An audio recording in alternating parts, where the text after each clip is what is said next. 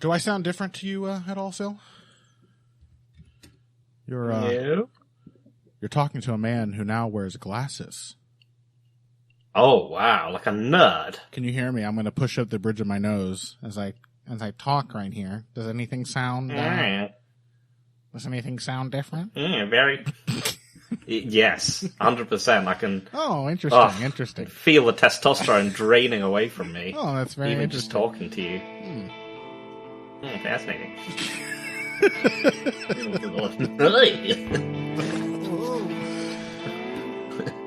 I got the with the analysis and the talking and the doing thing.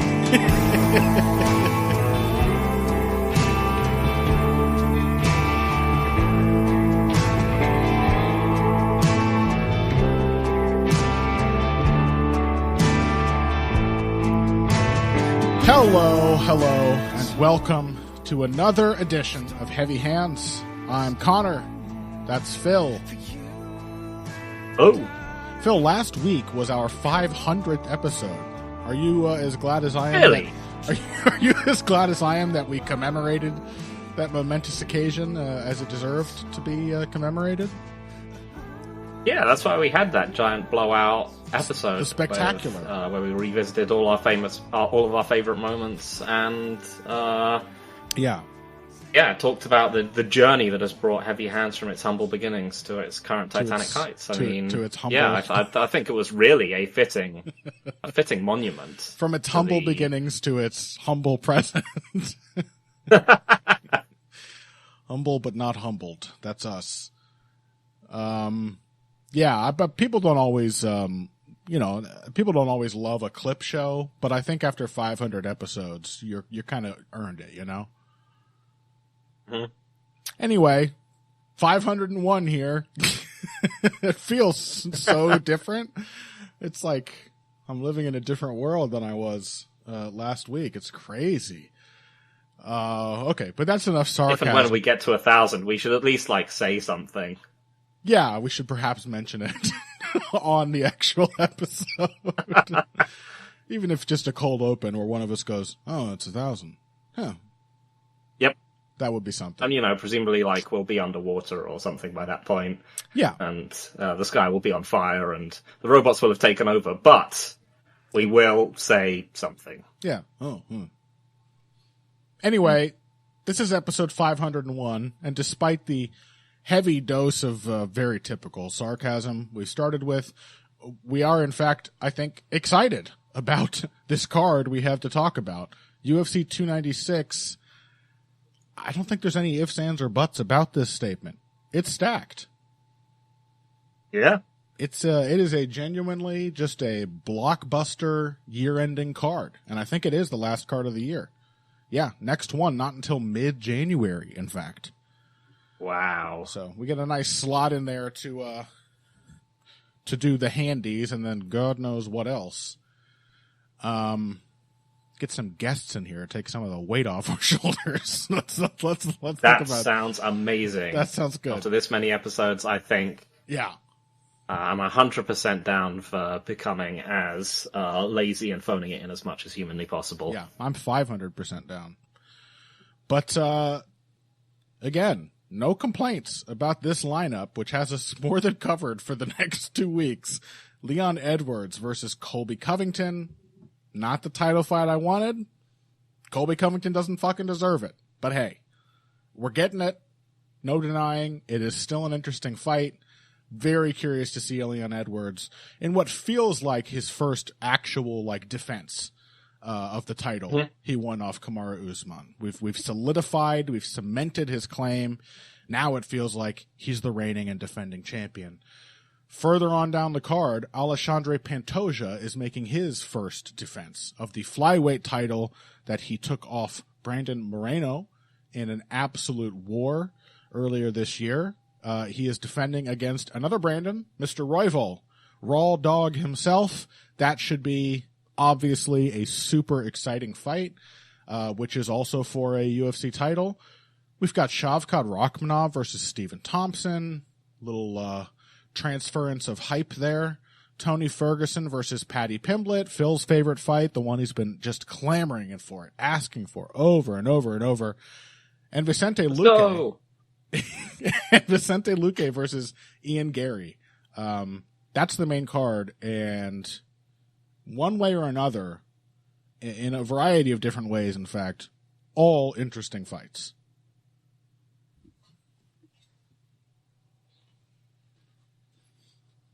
And long pause. I agree. Demonstrating Phil's excitement. Good. Okay, yeah, great. No, it's a banger of card. It's a nice mix of older, but still relevant, notably fighters. I don't think there's a single one of these guys that you can say was put on here in the kind of glue factory mold, with the exception of Tony Ferguson. And at least he is, let's be honest, being matched up somewhat appropriately because Paddy Pimblett just isn't very good. Mm-hmm. This is, the mix of these two being put together is not just, the reason why this is such a tragic fight is obviously not just that Paddy Pimblett is a silly-looking person, but that it is, in and of itself, just a marker of how far Tony Ferguson has fallen.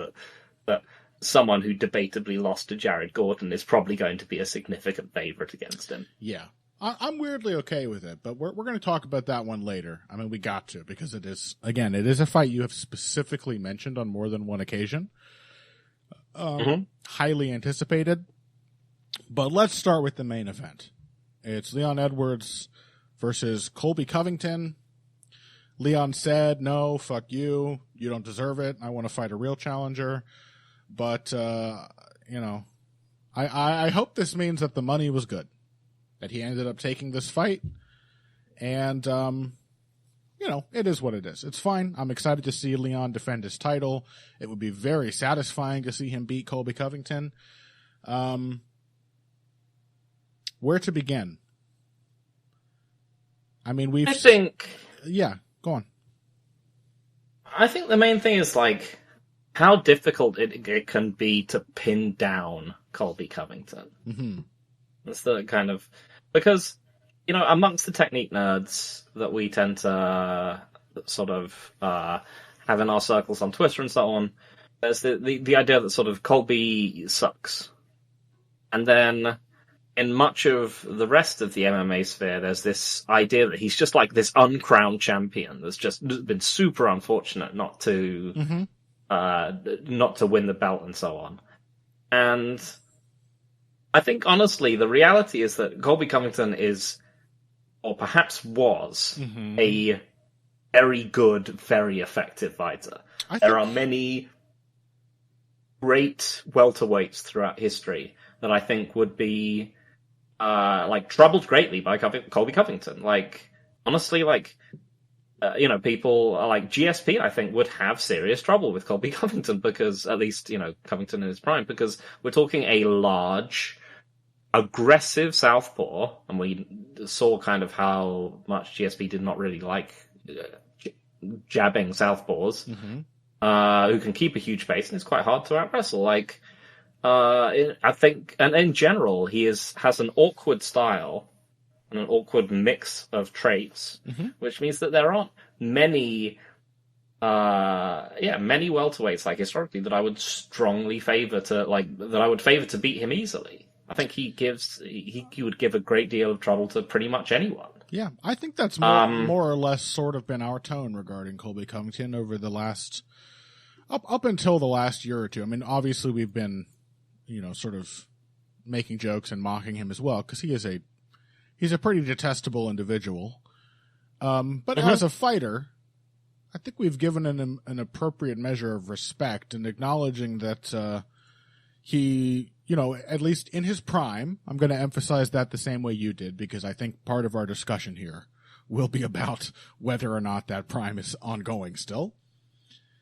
But in his prime, I think he was quite fast. He was very durable, and truly the embodiment of a pace fighter.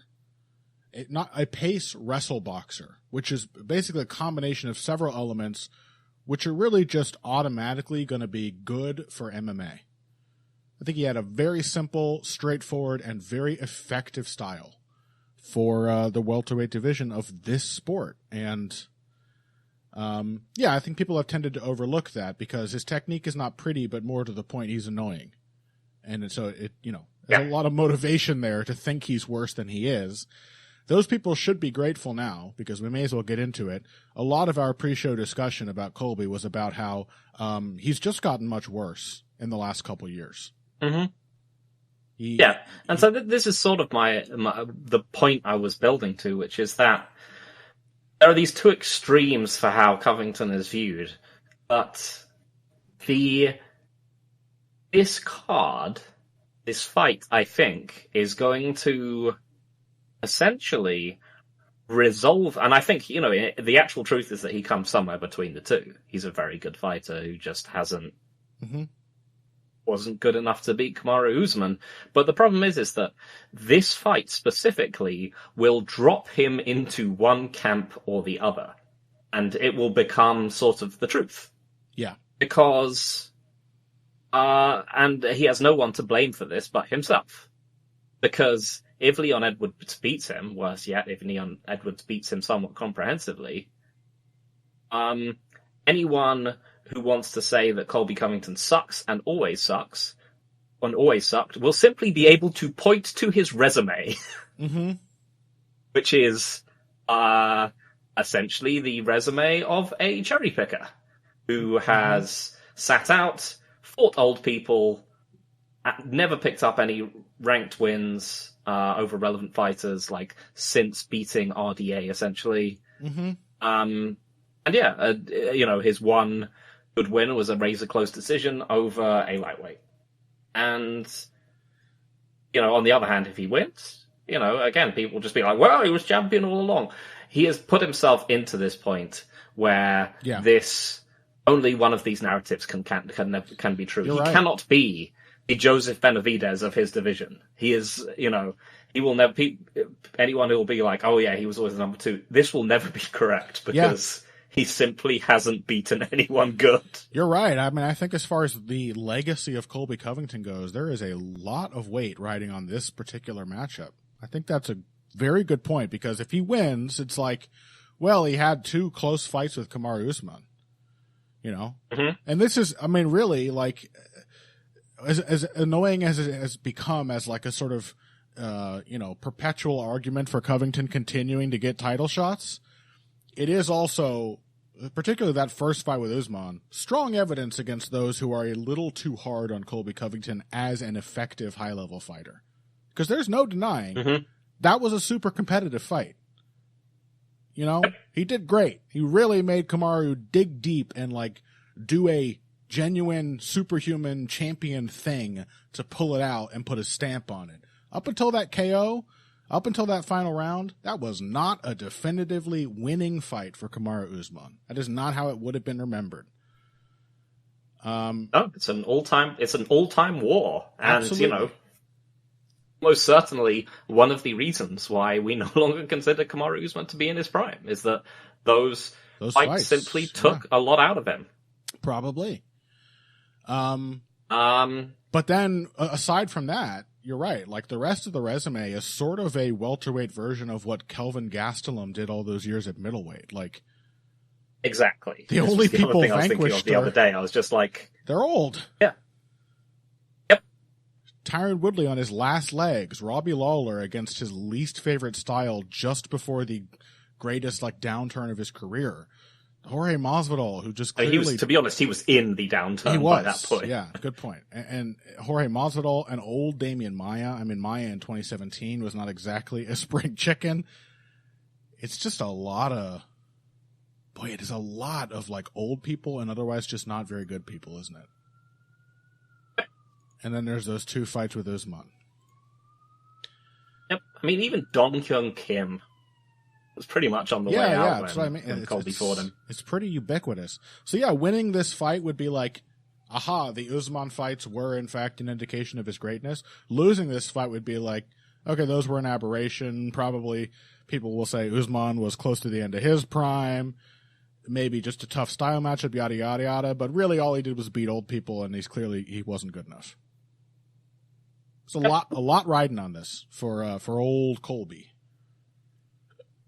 This does really feel like the last throw of the dice for him, which is, if you are a Covington supporter, does look from the surface of it to be unfortunate because, as we've said and been alluding to throughout this, he kind of looks like shit nowadays. He does. Yes, that is. Again, even nowadays is a very tempered thing to say, because that last fight with Jorge Masvidal, where he looked crap, was March 2022, which was... It was a year and 9 months ago, basically. Right? Yeah. Yep. We're at the end of 2023 now. Even that was his last fight.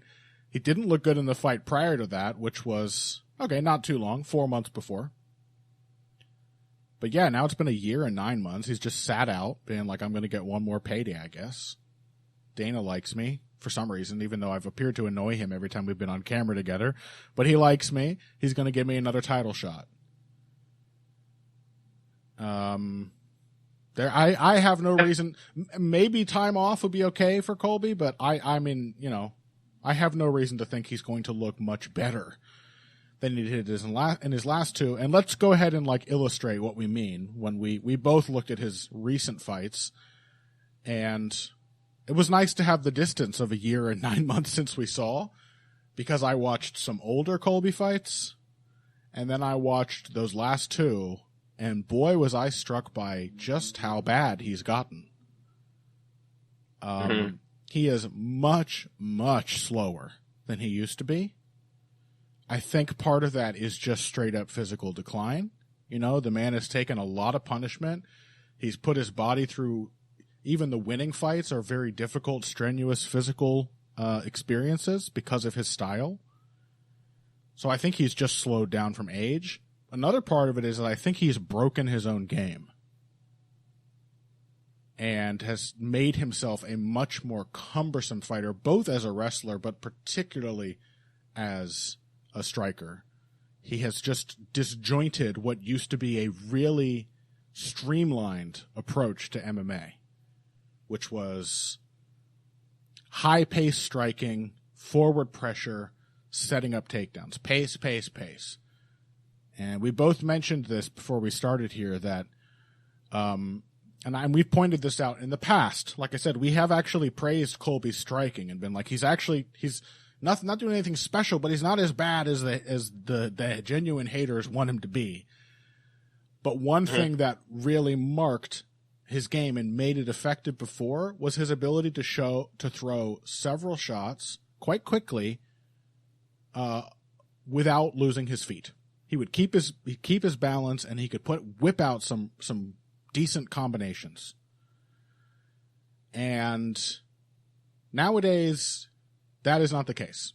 If he tries to move forward with a combination, he is literally falling over. He is just lunging and leaping around very clumsily. And then often he is at least beginning his fights recently, fighting off the back foot and trying to be evasive and slick. And that is just something he is not technically equipped for. So he has just introduced this weird hitch to the whole sort of process of his game, which I think has only compounded the genuine physical decline as well. He just looks much, much slower and clumsier on the feet than he did, I guess, even back in the first Usman fight. Yeah. I mean, I think at least partially that is a confidence thing. I think he genuinely used to. It's an odd thing because much of his game on the feet now sort of requires him to strike with people. Yeah. I think he honestly used to think he was, he used to have the confidence that he was a better striker than he does now. Yeah. Because he would just stand there and in punching range and just be able to throw. He would, have people up, throw off his jab. Yeah. Also, again, this is something of a I suspect, this is something that fighters just have to stop doing as they get older because they don't like doing it, with the exception of Edson Barboza. He used to be a good kicker. Like, he'd have this kind of upright stance, and he could flick out either his right or his left leg quite quickly. Yeah. Throw in combination. Like, a lot of the Robbie Lawler fight on the feet was him just, jab, jab, kick, jab, jab, left hand. Mm-hmm. Body kicks, high kicks. He was pretty quick and dexterous with those legs. Yeah, just this kind of upright style. And now, yes, you get the impression that he is trying to, quote, I barely want to say this, trying to box. Yes. I mean this in the most reductive way, in that he wants to use his hands. He doesn't want to kick. Yep.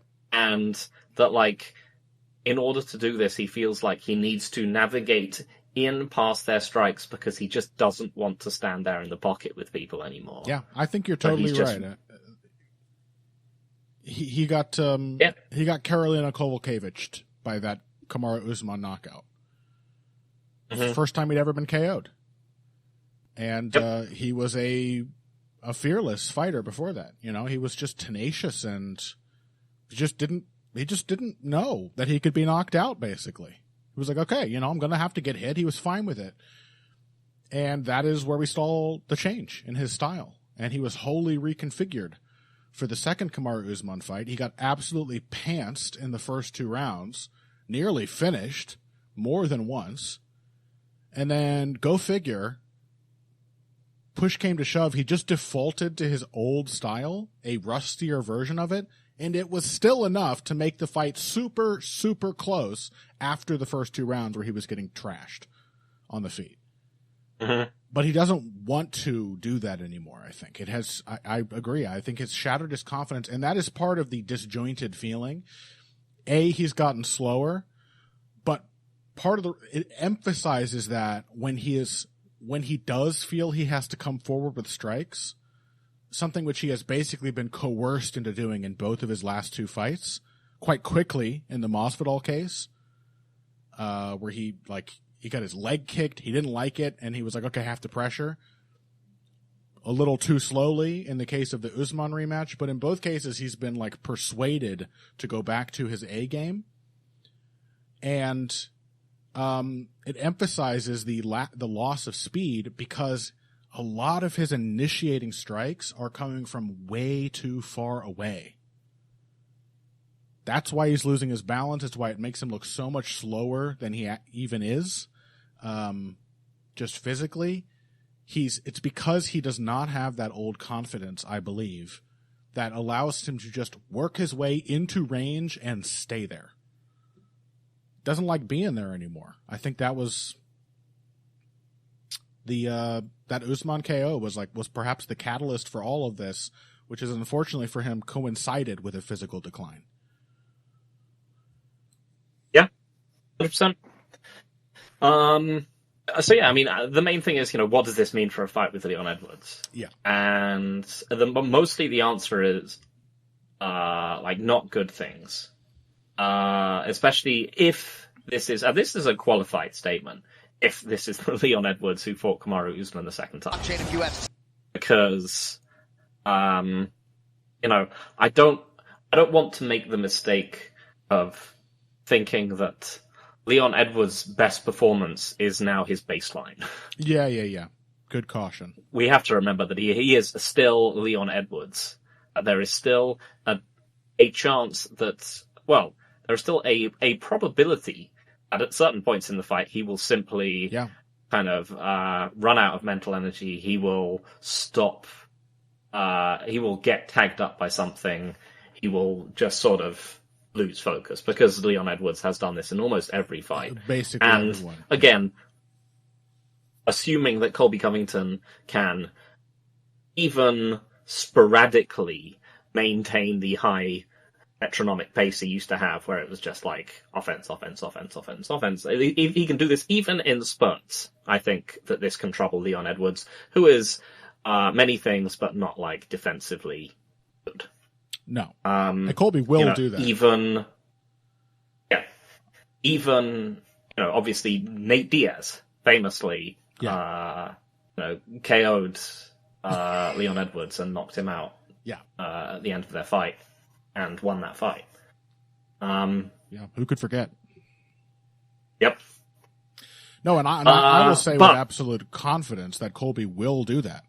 Because as long as he's not doing it, he's going to be having a miserable fucking time. He's going to be getting beaten up as long as he's trying to do his boxer thing. So sooner or later, he's going to have to put the pressure on. Oh, yeah. I mean, one of the... And the first obvious thing which we have to say about this is that he's going to get his leg kicked to pieces. Oh, yeah. If this is the Leon Edwards we saw in the Usman fight. This is the first thing that will happen at range, pretty much. If Covington no longer kicks, he telegraphs his entries with giant and, does like one giant swing into diving for his opponent's legs kind of thing. But other than that, at range, he is simply a very upright target. I've never seen him check a low kick. Yeah. As you said, like Masvidal hurt him. Woodley is some of his only strikes that landed with any meaning. He actually low kicked him a bunch. Mm-hmm. This isn't going to be the awkward factor of of it being an open stance fight where low kicks are easier to check because they're both southpaws. But even then, Colby doesn't check low kicks. Yeah. A big part of this, at least until Covington forces himself to fight again, is going, I think, to represent the worst parts of the Usman fight for him, which is that he's going to be getting chewed up by low kicks and tagged up by counters as he lunges inside. Yep. But it's a very good point that you began with there to just to remind ourselves that not everything is not every change we see in a fighter is indicative of a total sea change. Like the question is, did Leon Edwards in his last fight, which we were very impressed by, did he fix his problems, or did he simply rise to the occasion? Mm-hmm. And it seems more likely than not to me that, at least to a certain extent, he just rose to the occasion. He'd had 2 previous fights with Kamaru Usman.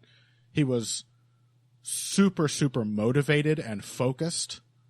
And I think it just allowed him, and I think he had it appears to have had it hammered into his head in the training camp, like the specific adaptations he was going to have to make. His corner was telling him repeatedly to be standing his ground and to be countering really actively, to just be more of a wall than he ever had been in previous fights. And I think it was just a big occasion for him. And of course it was in England. That makes a difference. It was in front of a more or less a hometown crowd. He just really had a perfect night. And I hope that has represented a more permanent solution to some of his career-long issues, but I'm not willing to say that it has with any confidence until I see him do it at least one more time.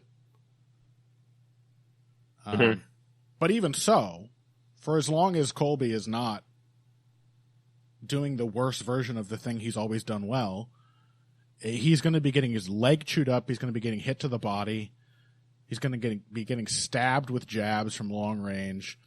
I will say, against Jorge, who, could represent in some way a decent stylistic parallel for Leon Edwards.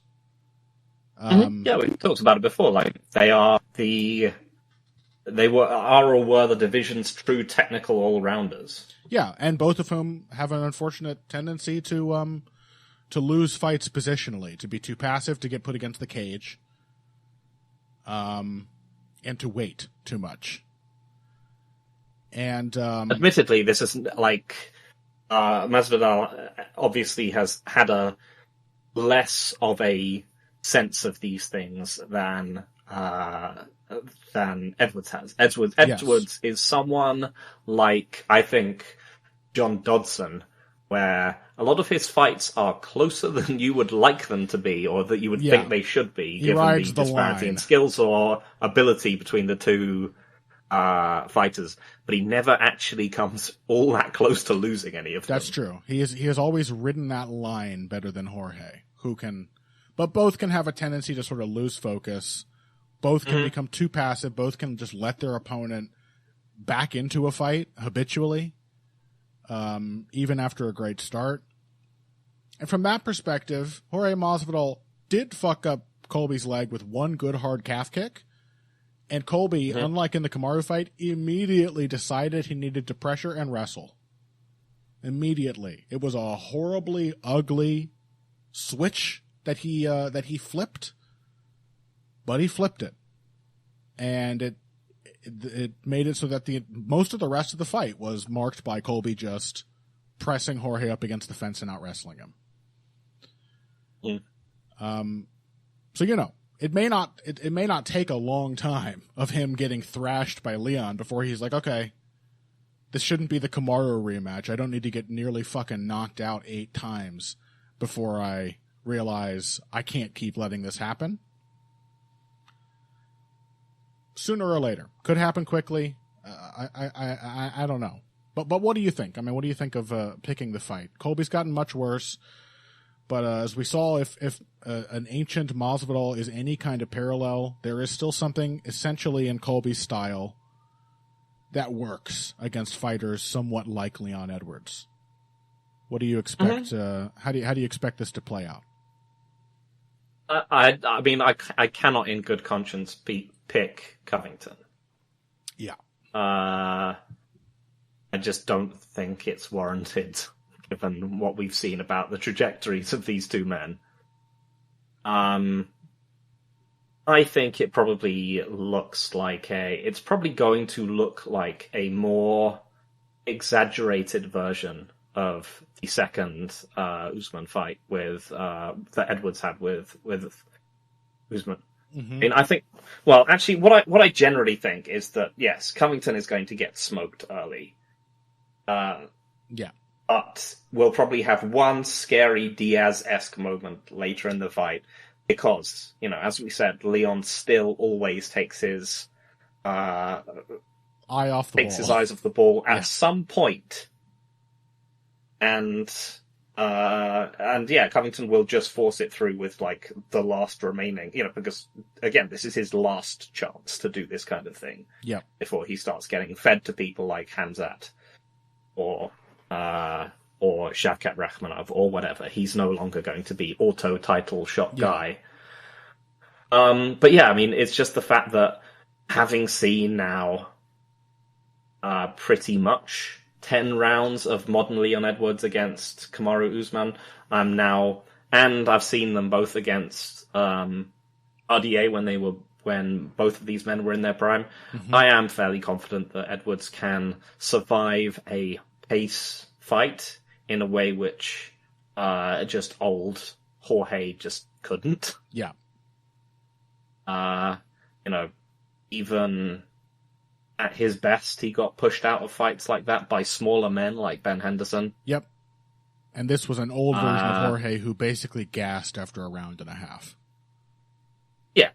He didn't look good physically, and yeah, there was no reason to expect him to do well in that fight at all. Yeah. I think there's enough proof that Edwards can control people who can fight at Covington's pace. He's done it against Usman in their second fight. He did it against RDA, as we said, much more successfully than Covington did himself when Covington wasn't shot. And that is, and RDA is himself not a bad analog for Covington as a, aggressive pressuring southpaw. Admittedly, this was when RDA still had his kicking game. But, and that was evidenced by how close their fight was. So, I don't really see how Covington pushes Edwards out of the fight, given the fact that he's going to almost certainly have an absolutely dismal start. Yeah. I am inclined to... So, I just can't pick him. Yeah, I'm inclined to agree. We agree, certainly, that things are going to go badly for a short time. for a long time, not entirely clear, but things are going to go badly for Colby early. And then Leon is, even at his worst, even at his most inconsistent, a much better ring general than Jorge Masvidal has ever been. Yep. Much more aware of sort of where he sits in the fight. Just much more difficult to pick up enough rounds against to definitively beat. The worst you can say about Leon Edwards is that he will very frustratingly just allow an opponent back into the fight and allow things to get close again, even when they've started well. I hope, as he did against Kamaru last time around, he doesn't do that here. I hope we see a continuation of that sort of improvement. But even that version of Leon against this version of Colby, I just don't really see Colby being able to effectively swamp him for 3 good rounds. Just don't see it.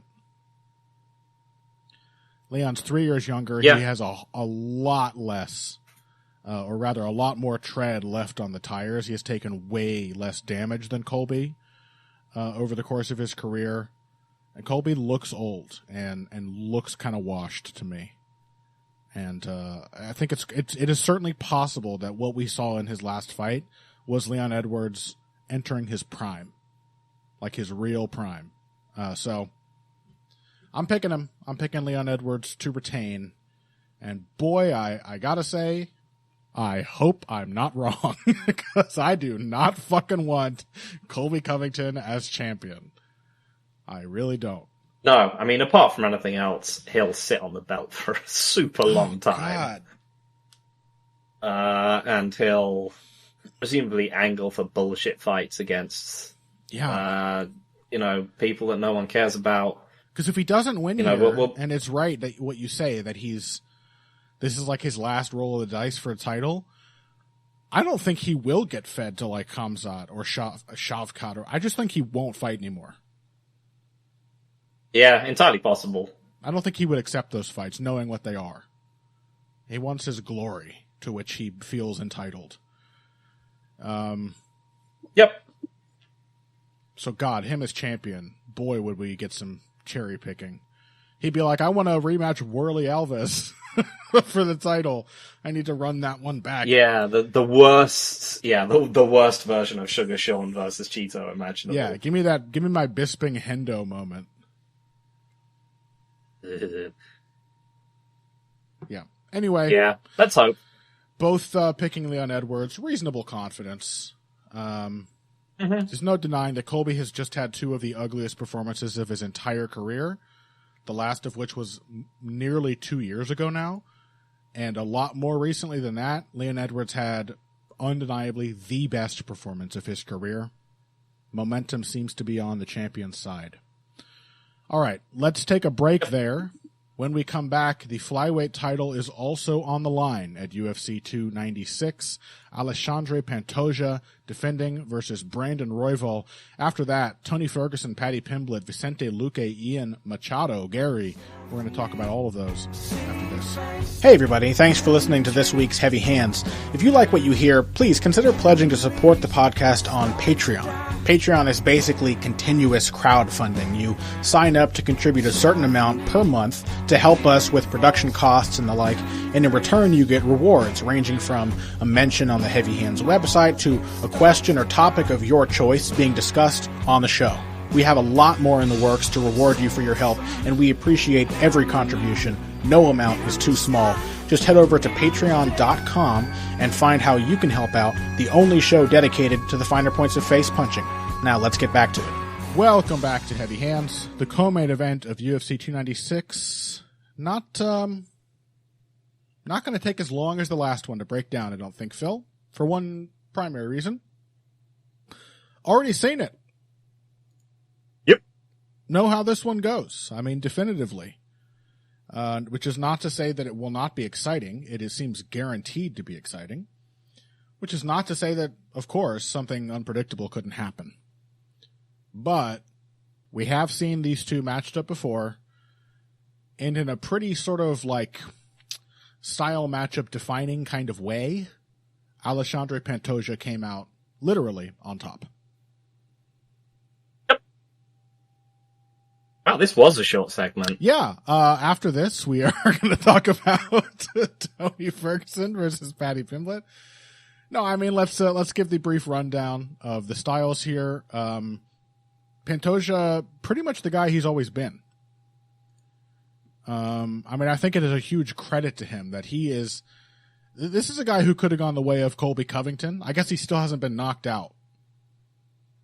So that's it right there. But this is a guy who is still, at 33 years old, 31 fights into his career.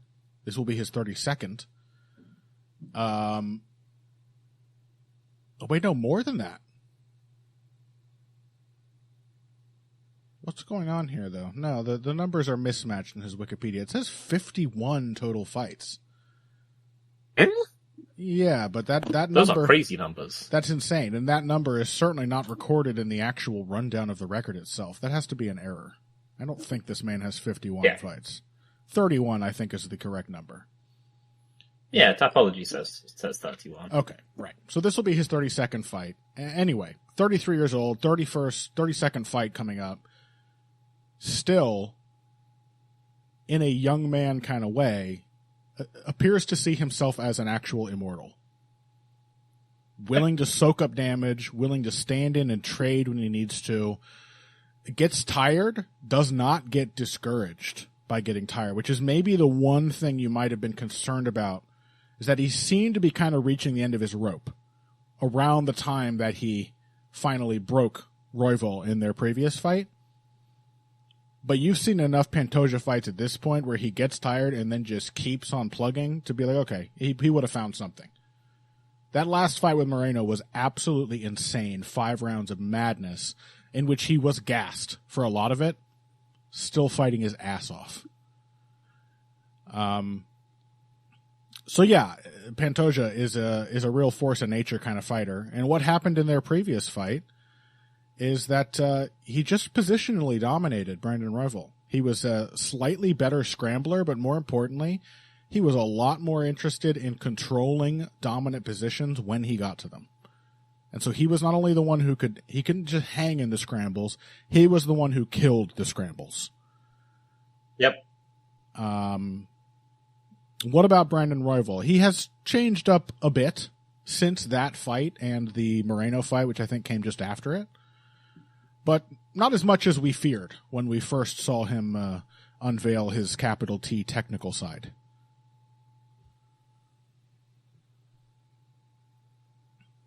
Yeah, I mean, I think with this one, I found myself thinking like, you know, the main thing that you obviously take away is that this should just look like the first one, right? Because that was the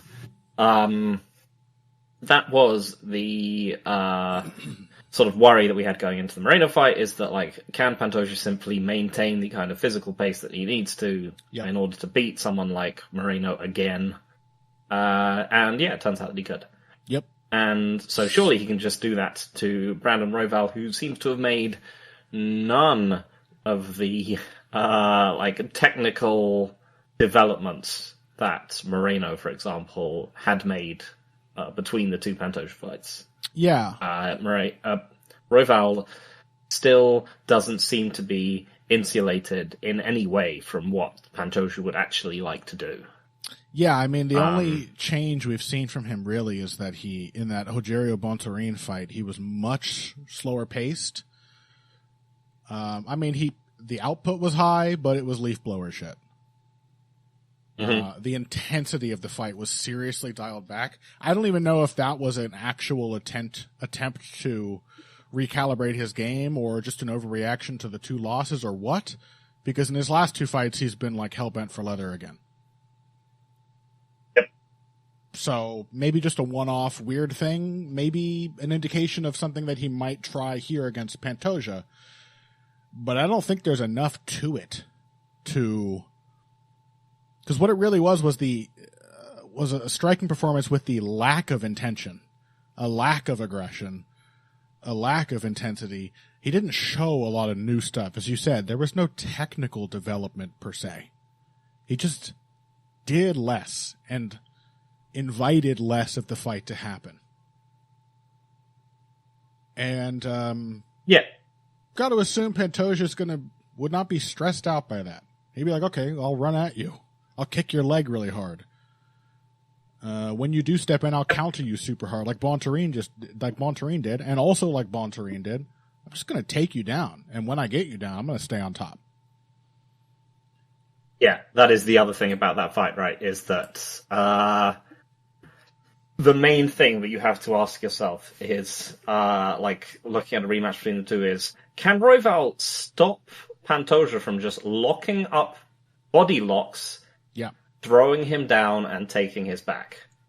And based on the Bontarine fight, the answer is just no. Yeah. The question, the dynamic of that fight was simply that he reduced the number of exchanges.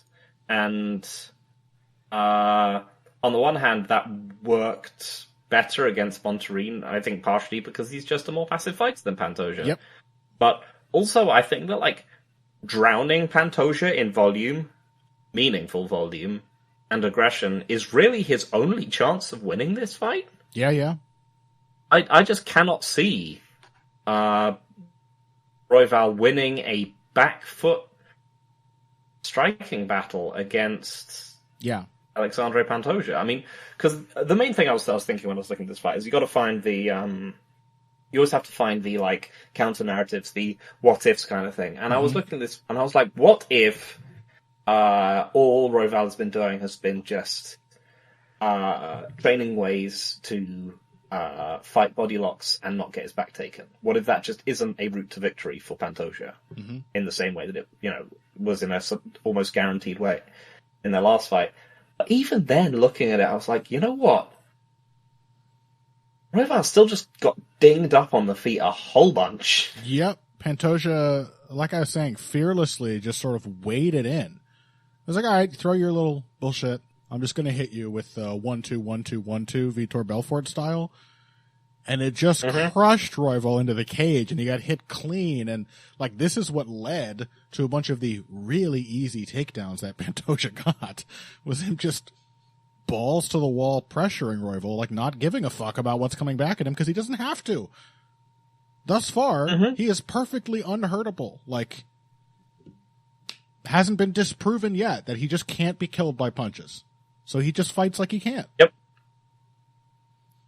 Yeah, I think the only path to victory, I think, for Royval really is, aside from the obvious, the stuff where, like, suddenly Pantoja's chin is gone because he's old, and Royval hits him with something crazy and it knocks him the fuck out. This kind of stuff can always happen. Flying knee or something. Maybe Royval even like armbars him in a scramble or something. It's all this kind of like edge case scenario stuff which could happen, and you shouldn't discount it, but you can't pick. Yeah. I think the only way is that Pantoja suddenly finds himself victim to the champion's mentality. And Pantoja is like, the champion, I need to take the back foot. Because this is a way in which he almost certainly could lose this fight, because he would just lose it on volume and diversity. That would be a sad a sad turn of events, I think. That is the only way I can see him consistently losing rounds, is if he comes in with some kind of baffling back foot game. Because he's like, I need to be defensive now that I'm the champion. Even then, imagine him doing that. Even then, even if he did, I mean, it's just possible. It's where I'm glad you pointed it out. Like, it was such a cathartic moment for this guy to win the title.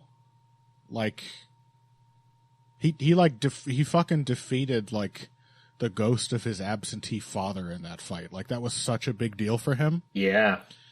Maybe he feels he's completed something. Maybe his style does change. That does happen. It's happened many times. No one would have thought that like Jose Aldo would become really defensively minded based on his run to the title. He was a maniac. Like, it does happen. Usually earlier in a fighter's career, but still.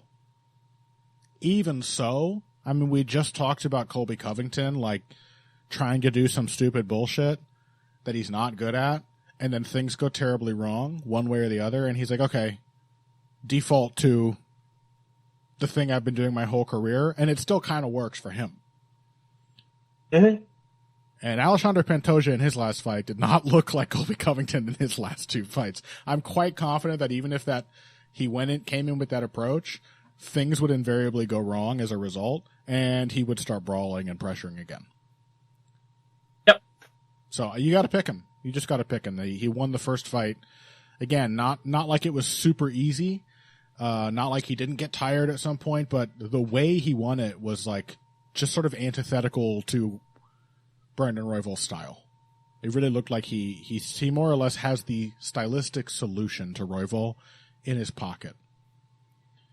And he can out-wrestle him. He's strong. He can get to his back. Even if it's not the back, he can sit in a half guard. He can get to mount. He just has way stronger control on the ground than Royval. And that is, as I said, that is anathema to Royval's game. The scramble must go on forever, or else Royval is not having fun on the ground. Yeah, that's the thing, is that talked so much about like how flyweight is no longer flyweight anymore, but this is one of the areas in which like this is still a constant, is that people who rely on keeping scrambles going, yep, just being able to stop that, yep, it just means that control periods are simply 1 rounds for Pantoja. But even aside from this, if he was like what's his face? Deaf guy who beats Matt Hamill. Yes, thank you so much. I didn't hear. Who did you say he beat? He beat who? Joe B. Joseph Benavidez. Oh, Askarov. Askarov, right? Yes. If Pantoja's path to victory was like that of Askarov, you could be like, sure, there's a chance that Royval over 5 rounds could eventually just wear him down and then like buzzsaw him on the feet. Mm-hmm. But it's also just the fact that Pantoja can clearly walk through his shots and outpunch him. Yep. Yeah. So yeah, can't not pick him. Yep. And until we see it demonstrated that he can no longer just take shots at will, I'm just going to assume he can. He's been doing it his whole fucking career, and he's just a tank, man. And he believes he's a tank, which makes up some of the difference, even as his durability does inevitably start to decline. Until he has a terrifying moment like Colby did, and even then, maybe Pantoja is just a stronger-willed individual than Colby, and it doesn't break everyone's style right away, Yeah. Well, I mean, he just strikes me as a much more inherently confident person. Yeah, I think so. Like all the the dad stuff, he's just someone who is happier in himself than Colby Covington, and we'll probably just be like, well, that kind of stuff happens, and let's get back to it. I think so. Yeah, I agree. So yeah, pretty straightforward pick for Pantoja to simply win again. It will no doubt be a thrilling affair as long as it lasts. But that is pretty much all I think we have to say about it. So let's take another break. When we come back, 2 more fights from this main card: Tony Ferguson, Paddy Pimblett, and Vicente Luque, Ian Machado, Garry. I will mention here, as well as at the end of the show, that we are planning to do a little bonus. So don't fear, we are going to try to discuss the other main card fight, Shavkat Rakhmonov versus Stephen Thompson, as well as probably Josh Emmett, Bryce Mitchell, the featured prelim. And if we have time, squeeze in our thoughts as well about last weekend's Fight Night card. But for the rest of this main episode, you can look forward to Ferguson Pimblett and Luque Garry after this. Financial support is fantastic, but there are other, even easier ways to support Heavy Hands. Perhaps the best is by spreading the word. We know our fan base. You're all cool, popular people with serious social media presences. You're tastemakers and trendsetters. Okay, there are 1 or 2 of you that don't fit that description. You know who you are. But no matter what, you can always help us out by telling folks about the show. You can also give us a positive rating and review on iTunes and Stitcher, things like that. We rely on word of mouth and positive feedback to grow and improve, so thank you very much for your time and your help. Now, back to the show. Well, Phil, you got it.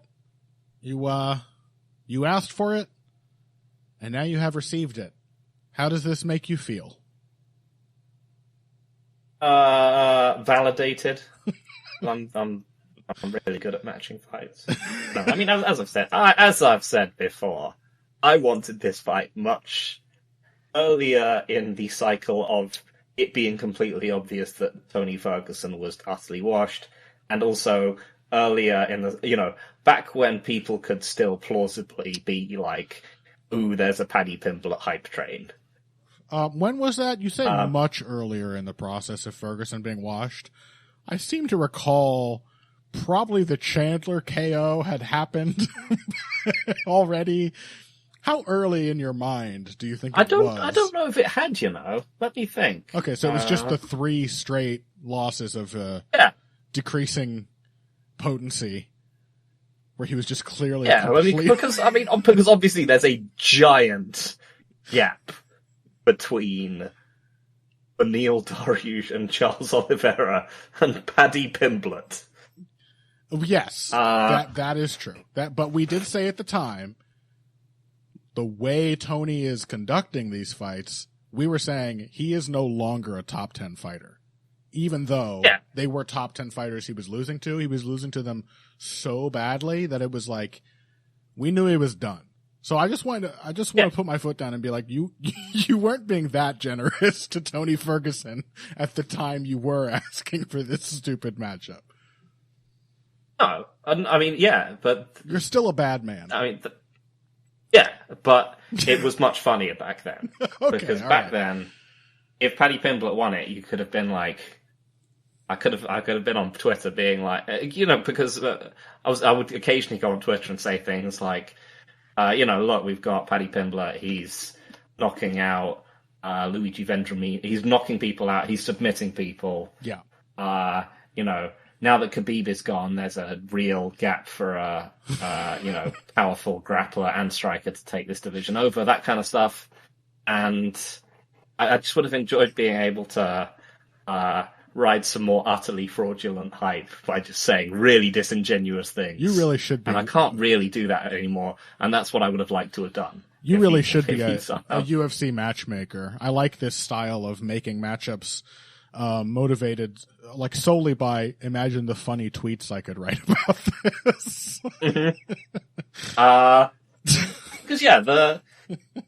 Because the thing about Pimblett is that I went through the entire hype cycle of this guy when I was watching him on Cage Warriors. Because, people would be like, oh my god, Paddy Pimblett, he's so exciting, he's so cool. And then I saw him, I went through exactly the same thing that everyone who watched him in the UFC went through, which was watching him and being like, he doesn't seem very good. Mm-hmm.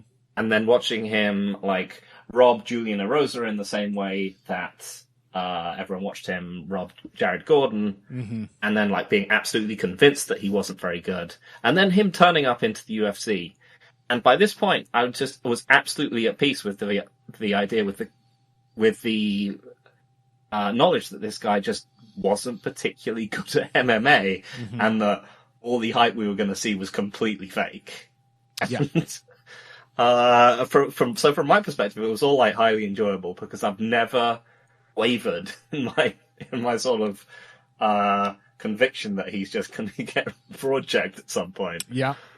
That being said, he has navigated his first 3-4 UFC fights about as well as could be expected. Better. It does include a fraudulent decision just to keep that hype going a little longer. Just one more shot of hype, baby, I swear, and it's my last one.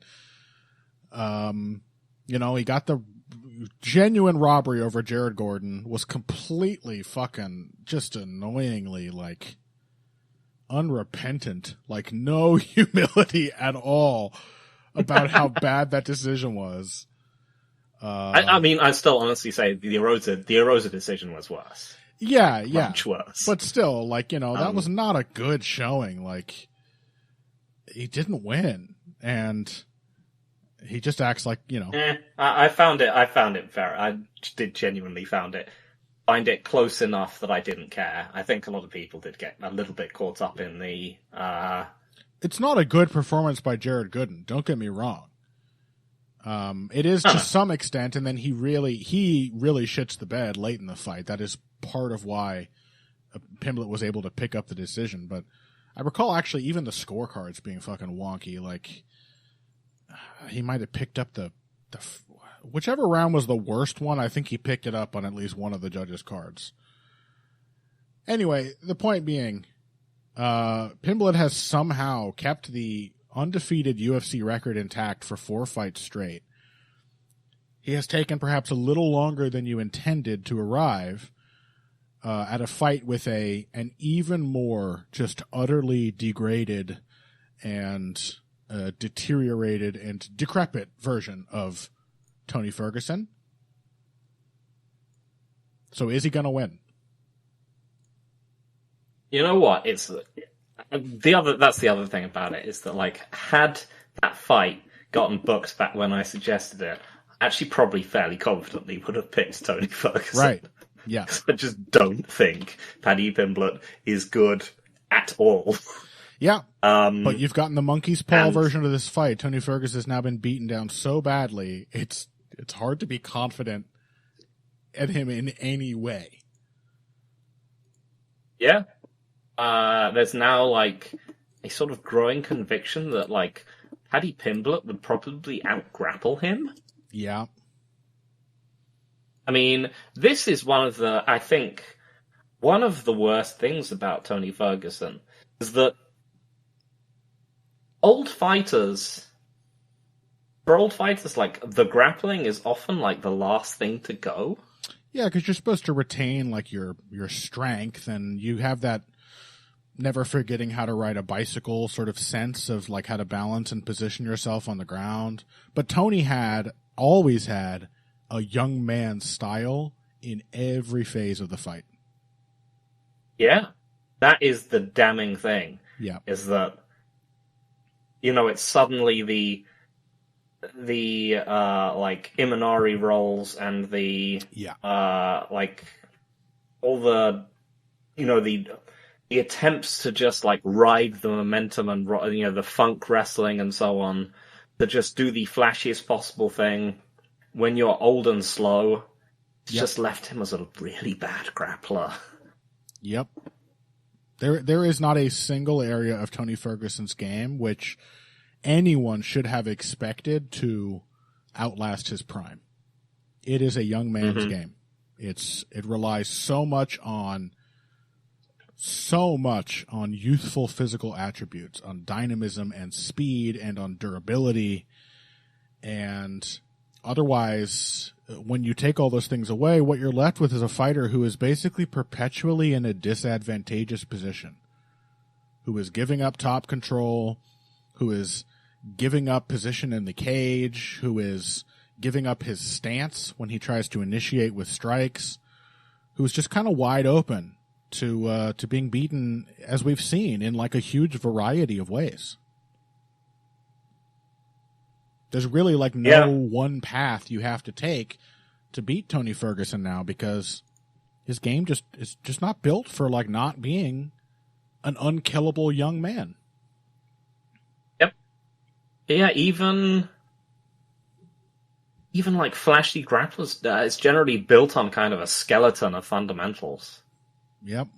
But that people just fall back on, naturally fall back on as they age. But yeah, that is the shocking thing about seeing Ferguson, really, for me, is how bad he is as a grappler nowadays, to be honest. Because the striking, you could always see it coming. You could always see that he was riding chin and durability and so on.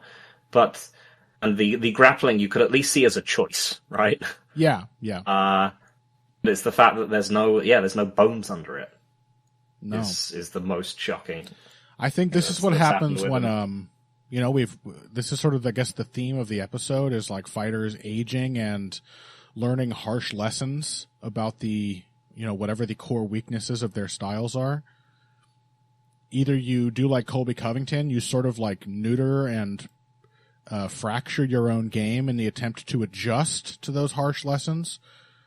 I guess the alternative is you're Tony Ferguson, and you were just straight up getting old and getting worse. You're more fragile. You're getting finished basically every damn time you fight.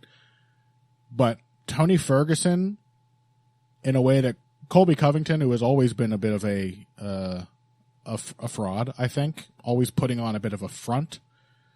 Tony Ferguson is an essentially confident man who believes his own hype and has refused to stop believing it. And I gotta say, it's not any more fun to watch than it would have been if we'd watched Tony Ferguson's spirit get broken and him desperately, vainly try to change up. It's just as difficult to see. That because it is breaking his spirit. True, but he can't acknowledge it. You can see how miserable he looks when he's fighting. True, but he can't change it at this point. It's because he's put so much of his literally as much effort as he can muster into being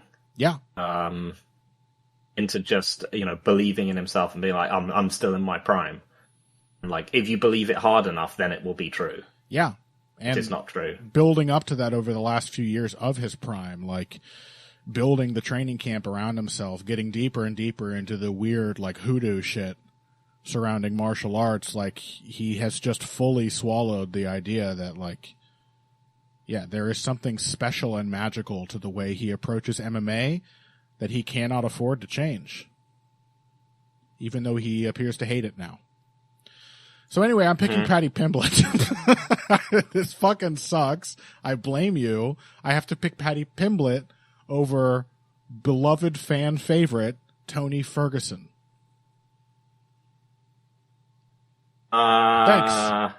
Thanks, Phil. I'm gonna pick Tony. You know what? I'm gonna pick Tony Ferguson. You better, pal, because you made this happen. That's and you why better I be wanted right. this fight. I wanted Tony Ferguson to get that hype for beating this undefeated young killer, so he could have one last run at the title and he could believe in himself again. Shut up! Stop. No more runs at the title. Enough. In his prime. I was about, and I was so close just then to saying, I hope you're right. See? Is that what you really want? See, all of this has been my grand master plan to get you to come round to my idea of thinking, which is that if Tony Ferguson can lose to this absolute idiot in front of him, some part of him will be like, you know what, maybe I'm not actually... Maybe I'm not good anymore. Kratos incarnate. Because I just lost to this mop-headed idiot. Yeah. Some part of his, the dam of his self-belief of his delusional self-belief will start to crack and he can finally start to turn away. Maybe he's lost to this... Maybe my entire life is not building up to me laying siege to heaven and killing the gods themselves. Yep. Perhaps I am mortal. No, I'm gonna pick Tony Ferguson, because I think Tony Ferguson still, apart from anything else, the deterioration of his grappling game, the loss of his chin is obviously greatly degraded. I don't think it's as bad as badly gone as some fighters has. It's not as badly gone as some fighters. Let's just say that. You know what? I still think he punches hard. And Jared Gordon doesn't punch hard at all. True. And dinged Pimblett up a bunch. I don't think people can avoid... I don't think Pimblett can avoid punches in any way. No. I think Tony Ferguson's just going to punch him hard. I was saying a funny Jack Slack tweet about Pimblett the other day, which he was pointing out this peculiar way in which every time Paddy Pimblett throws a jab, he has this classic bad form thing. Like Jessica I had this really badly where his chin, his back, he rounds his back and pops his shoulder out of socket trying to throw the jab, and it causes his chin to pop up. And Jack was saying that he looks like he's sort of peeking over his shoulder to see if the jab is landing. No, he fundamentally cannot defend strikes. He has no defensive skill. So I think we're actually going to get something of a war. Oh God. God. Like the crowd's gonna be really into it. And I'm picking Tony Ferguson to win because he'll land some huge shots where like Pimblett's hair will fly everywhere. I still hope you're right. I mean, again, even this may be ambitious because Tony looked so bad against Diaz. He has simply looked worse and worse, with the small exception of like having some moments of seeming to kind of get into it before Michael Chandler turned on the jets. It's the only time in the last nearly 4 years where I have seen Tony Ferguson even look like energized and excited to be fighting. Yeah. It's just been pure misery and just hapless self-destruction otherwise for 6 straight fights. So no, I'm picking Paddy Pimblett. I just can't. You know what? I will point out a chilling truth to bolster this pick. That there is, in fact, still a realistic possibility that Paddy Pimblett could get better. It's possible, you know. He's a reasonably good athlete. He's big. He's tough. You know, he certainly has like the scrappiness required to get through fights that are harder than they need to be. Paddy Pimblett could turn a corner. Tony Ferguson, the last corner he passed was many, many miles back. And he did not turn. He did not turn. And that is truly a chilling possibility, that this could in fact be a fight in which not only does Paddy Pimblett win because Tony's old, it could in fact be Paddy like showing something new and getting to possibly style on Tony Ferguson. I don't expect that to happen, but it is an actual possibility, whereas Tony Ferguson looking better in any way is not. So... I think one of the things is that Ferguson will get some more confidence after landing Pimblett. I hope so. Mm-hmm. I think as awful as Nate Diaz also looks lately, he does have much. And I'm saying this about Nate Diaz. He has much better defense. Oh, no question. Paddy Pimblett does. No question. And Tony really struggled to like actually hit him. Yep. And I think like he will at least get some confidence of trying to punch Paddy Pimblett, and it will work, and he will feel the impact coming down his hand, and he'll be like, "Man, I can hit people. I can hit people hard. Maybe I am the best." Yeah. That's what I'm kind of hoping for. Yeah, and then he gets chinned by Paddy. I don't know if I am hoping for it. Again, maybe it's just for the best that Tony loses a humiliating fight to a really bad fighter. Yeah, he has exactly the moment he had against Michael Chandler, and then he gets chinned by Paddy Pimblett's famous counter right hand. Great. Thanks, Phil. Yay. You fucking asshole. All right. First fight on the main card. Vicente Luque. Very, very concerned about Luque prior to his last fight. We really picked against him on the basis that the things that came out during and following his fight with Jeff Neal were truly like career-ending concerning. Mm-hmm. Still don't feel good about seeing him fight, but you also cannot deny that in his last bout, he looked pretty fine. Yep. He looked all right. And he's taken on Ian Garry. I think it's a pretty solid matchup. I mean, Garry has managed his own career in the UFC exceptionally well, has he not? Yes. These are He's basically called his shots. He's called his shots, and he's called them very well. They have all been very sensible, very measured steps up. Either the next opponent has a little more experience than the previous one, but is a little more past it, perhaps. This guy is more dangerous, but his style is more limited. Like, they've all been very reasonable gradations of him continuing to test himself. And I think this looks very much in line with that. Obviously, in some ways, Luque is far and away the most dangerous guy that Garry will have fought to date. the biggest puncher. Other than Neil Magny, the most experienced. I mean, he's up there with Magny as just a super experienced, long-time professional MMA fighter. And yet, he's gotten Luque at the right point in his career. He's had some hard losses. He's clearly lost a step.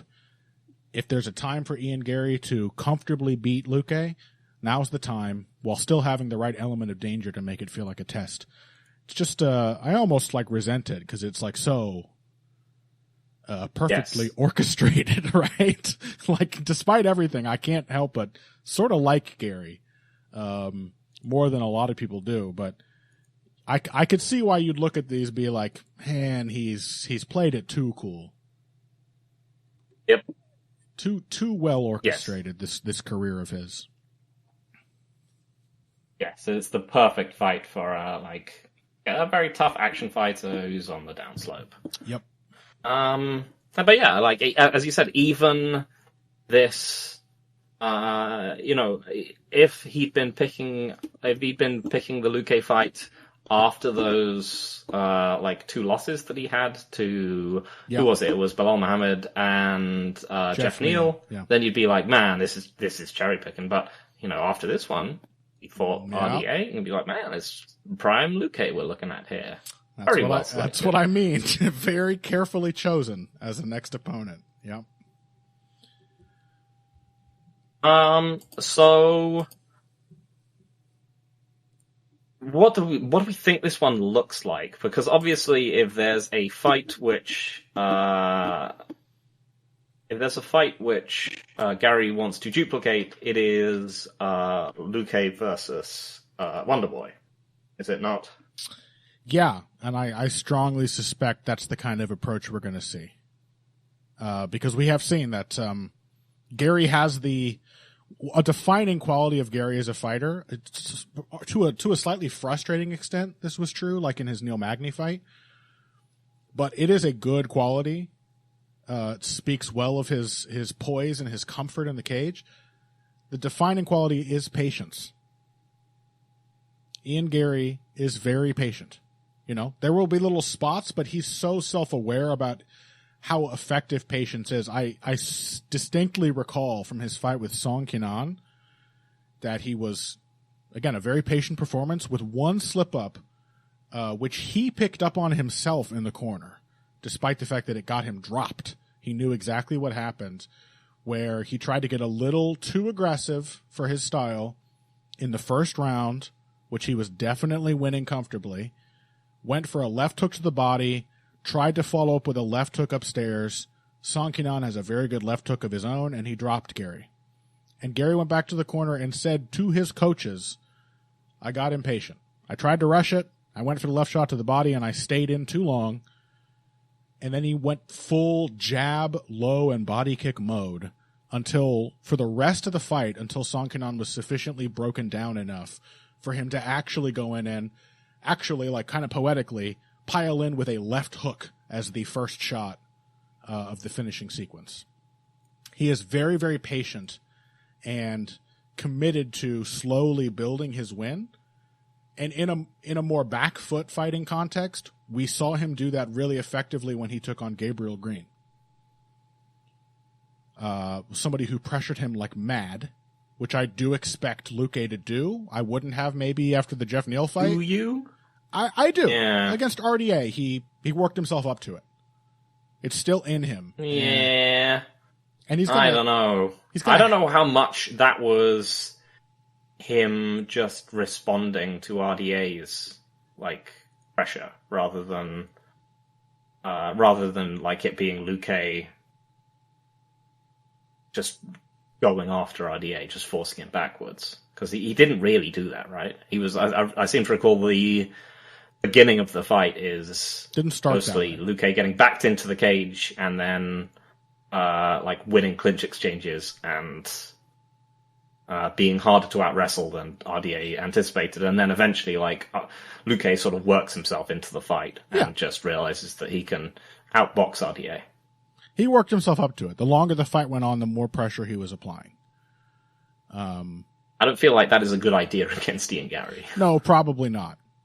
You don't want to end up looking like Song Kenan, even if you also have a great counter left hook with the even more devastating power behind it. You don't want to end up in that kind of super passive fight, because the thing that Garry discovered in that fight that his corner was just constantly reminding him to stick to was that he has a tremendous jab.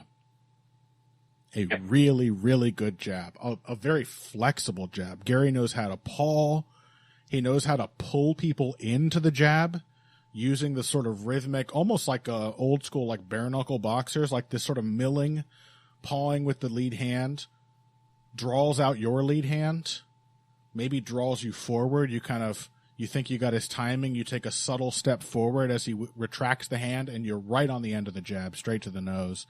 He knows how to flick it in the middle of combinations to set up and disguise other shots. He knows how to use it on the reset so that it becomes increasingly difficult to counter him or even just stay in the pocket with him as the fight goes on. If you're not pressuring him, if you are pressuring him, you're still going to deal with the jab, but I'd much rather deal with it as an obstacle to get through than as something that is crushing me and forcing me back and just breaking apart my defensive reactions more and more the longer the fight goes on. I suspect Luque has to pressure. What if he doesn't? He's just simply going to lose, like, every round, right? Yes. Yep. 100%. So I suspect he will, because it's going to be miserable for as long as he isn't. He's not going to have a choice. I suspect he won't start this is again. This is one of those ones where, like, I think he's going to force himself into it over time. Yeah. Apologies. Excuse me. But he will be getting smoked for the early part of the fight. I think, similar to Covington, he has to rediscover what brought him to the dance, and I think that is a genuinely very bad thing to do against someone as potent as Ian Garry. In general, the people who have beaten Luque, well, on the feet, specifically Neal and Thompson, we're talking not super diverse, but very straight, accurate punchers who have simply laced him between his guard. Yeah. And have been able to hit him very hard. And I'm not sure if, his,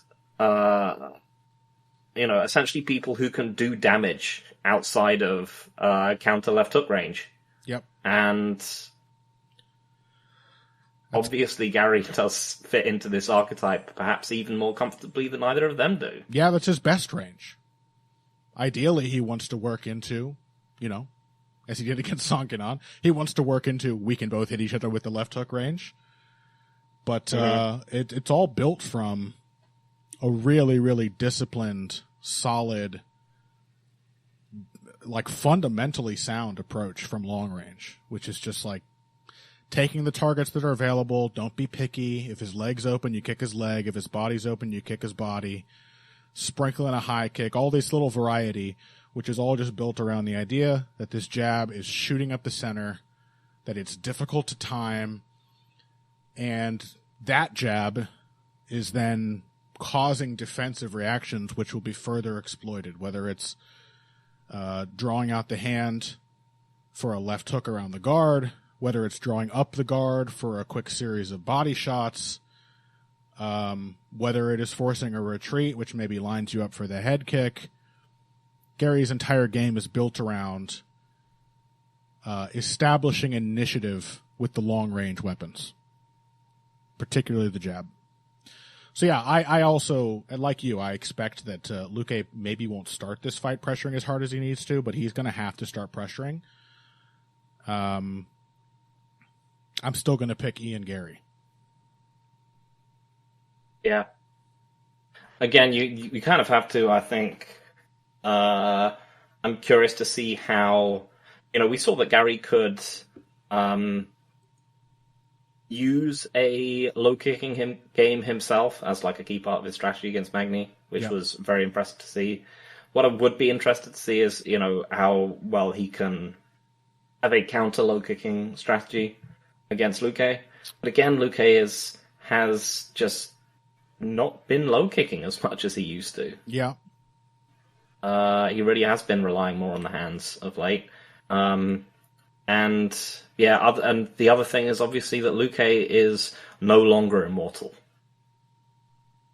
That Neil fight, one of the first times I can really remember Luque being very badly hurt in like the first round, and then he got finished brutally in the third.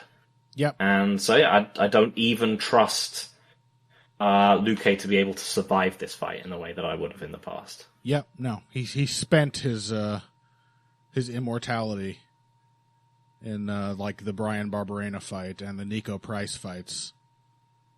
Mm-hmm. He spent it. Yeah. Yep. So very again almost a contemptibly smart matchup for Ian Garry. You kind of don't like it, but you kind of got to respect it. The man is managing his career very well, and despite everything, he continues to impress. Each moderated step up, you're like, you know what? I think this Ian Garry guy is actually really pretty damn good. Yep. Everyone is just... every fight is just hard enough that you're like, yes, that is a good test. Mm-hmm. But I'm still fairly confidently picking you to win it. Yep. Won't be able to do it forever. Soon enough, he's going to have to fight like a Shavkat Rakhmonov or something, right? By that point, it will be an awesome matchup that I will simply be happy to see. 100%. Yeah. Hey, honestly, I would, not to have my cake and eat it too with my veiled condemnations here, but I'd much rather see this than the Lando Venata career trajectory. It's good to see somebody sort of taking care of themselves and really knowing what moves to make. Yep. It's a rare thing. Yeah, truly. A sort of long-term thinking that eludes the vast majority of MMA fighters, I think, for obvious reasons. This is not a sport which encourages considering long-term consequences.